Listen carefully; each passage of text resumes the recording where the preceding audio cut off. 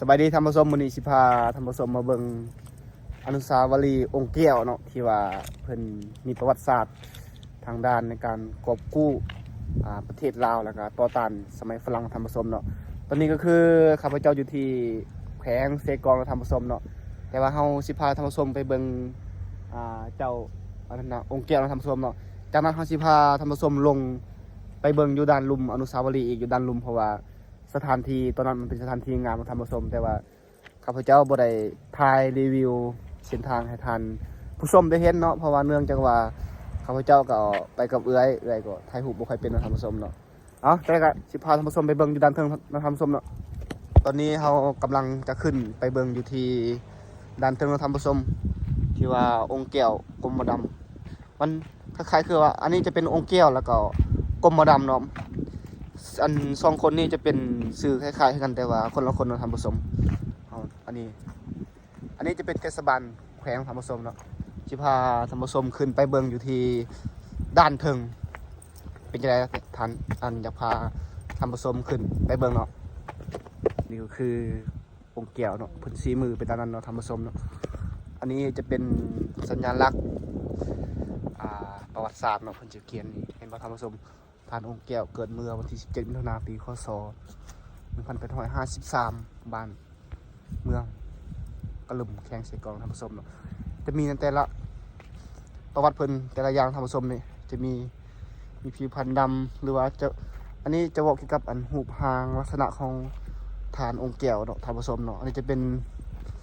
การเคลื่อนไหวเนาะมันจะบอกในแต่ละ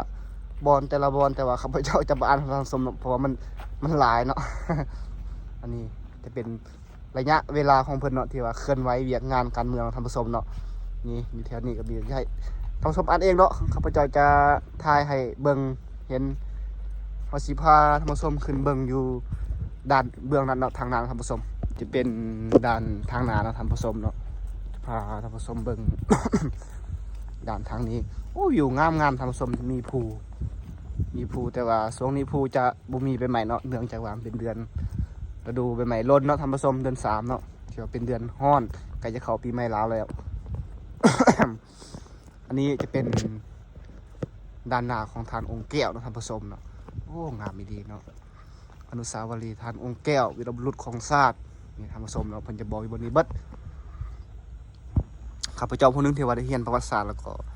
เข้าใจดีเกี่ยวกับวัดของเพิ่นเนาะเวียกงานต่างๆที่เคลื่อนไหวเนาะทำผสมเนาะอันนี้จะเป็นบอลโต๊ะตังแต่ว่าคนบ่ค่อยหลายเนาะท่านผู้ชม เนื่องจากว่าตอนนี้มันเป็นต้นสวยฮ้อนๆแล้วก็ค่ำๆเขาจะมักจะขึ้นมานางลินยางลินเนาะท่านผู้ชมเนาะแถวนี้นางลินหรือว่ายางลินเป็นเขาจะมาออกกำลังกายหลายอย่างแหละที่ว่าเป็นสถานที่สถานะท่านผู้ชมเนาะสิพาท่านผู้ชมไปเบิ่งอยู่ด้านลุ่มจะมีอีกบอลหนึ่งเนาะเกี่ยวกับวัฒนธรรมฮีตคองประเพณีแล้วก็ชนเผ่าเนาะท่านผู้ชมเนาะด้านหน้าที่นี้จะเป็นเทศบาลเมืองละมานเนาะท่านผู้ชมเนาะเป็นเทศบาลเมืองแขวงเซกองเนาะนี่อันนี้จะเป็นอยู่เทิงภูนี่ท่านผู้ชมอนุสาวรีย์ขององค์แก้วนี่จะอยู่เทิงภูนเขาจะเห็นด้านนี้มันจะเป็นด้านที่ว่าเป็นวิวงามเห็นบ่ท่านผู้ชมด้านนี้งามท่านผู้ชมเนาะวิวสวนของเพิ่นเฮาสิพาท่านผู้ชมลงไปเบิ่งอยู่ด้านลุ่มท่านผู้ชมแล้วก็จะบอกรายละเอียดว่ามีหยังแดอยู่ด้านลุ่มนี่เฮาก็มาฮอดเนาะท่านผู้ชมเนาะเขาเจ้าเขียนหนังสือบนนี้สวนหลักเมืองเนาะท่านผู้ชมเนาะนี่ทางด้านนี่เมื่อกี้นี้เฮาอยู่ด้านเทิงเนาะท่านผู้ชมเนาะแต่ว่าตอนนี้เฮาลงมาลุ่มแล้วเพื่อยังให้ท่านผู้ชมได้เห็นอนุสาวรีย์แขวงเซกองท่านผู้ชมเนาะบางเทื่อท่านผู้ชมมีความสนใจแล้วก็อยากมาเที่ยวมาชมก็สามารถมาเบิ่งได้เด้อท่านผู้ชมเพราะว่ามันเป็นแหล่งท่องเที่ยวเนาะอยู่ในเทศบาลแขวงเซกองท่านผู้ชมจะมีหูปั้นกลางคืนมันจะงามนะท่านผู้ชมมันจะมี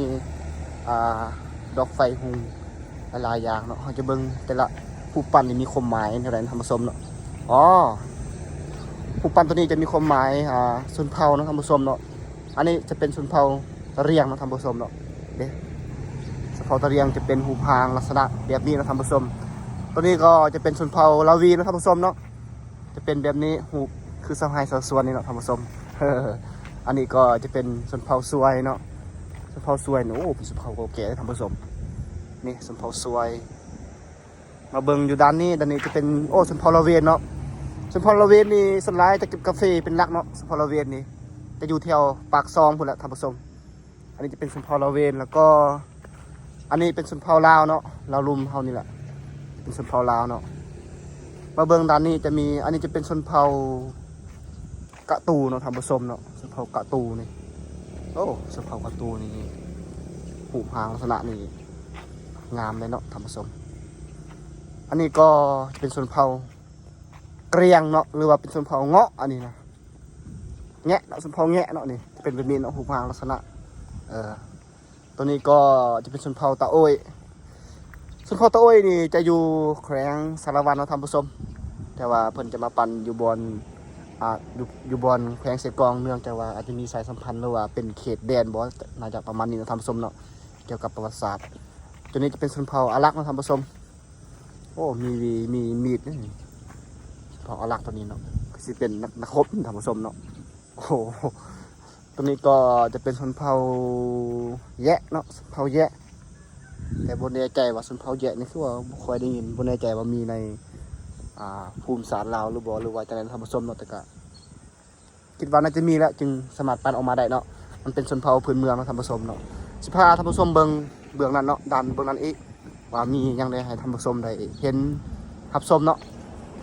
เพื่อความสนใจดึงดูดสนใจแหล่งท่องเที่ยวของประเทศลาวเนาะรวมๆแล้วก็คือว่าเป็นแหล่งท่องเที่ยวของประเทศลาวท่านผู้ชมเนาะทั่วประเทศทั่วแขวงเนาะเป็นเอกลักษณ์เฉพาะแต่ละแขวงจะมีแหล่งท่องเที่ยวทางด้านวัฒนธรรมฮีตของประเพณีอาจจะแตกต่างกันบ่คือกันนะท่านผู้ชมเป็นเบื้องนี้ก็จะเป็นเทศบาลแขวงเนาะอันจะเป็นทางใหญ่นะท่านผู้ชมเนาะเขาจะเห็นธงของประเทศลาวมีทุกเสาร์เนื่องจากว่ามีการเฉลิมฉลองวันชาติหรือว่าวันสำคัญทางประวัติศาสตร์เกี่ยวกับประเทศลาวนะท่านผู้ชม โอ้วิวงามเนาะด้านเทิงเจอเมฆจะมาเบิ่งด้านนี้เนาะโอ้งามดีเลยท่านผู้ชมด้านนี้บ่อนจุดธูปบ่อนสักการะบูชาเนาะ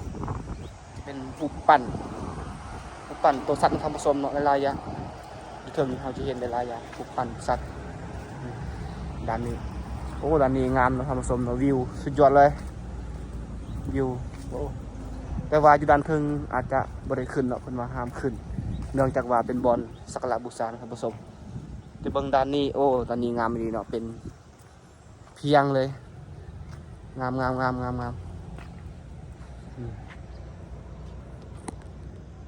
ออนไลน์อะไรท่านผู้ชมก็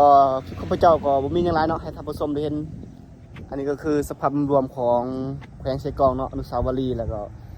แหล่งท่องเที่ยวสถานที่ต่างๆเนาะให้ท่านผู้ชมได้เห็นเนาะ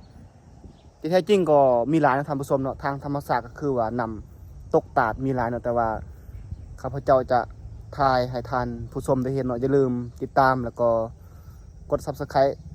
เพื่อจะได้เห็นคลิปต่อๆไปของข้าพเจ้าท่านผู้ชมเนาะขอขอบใจเด้อที่ติดตาม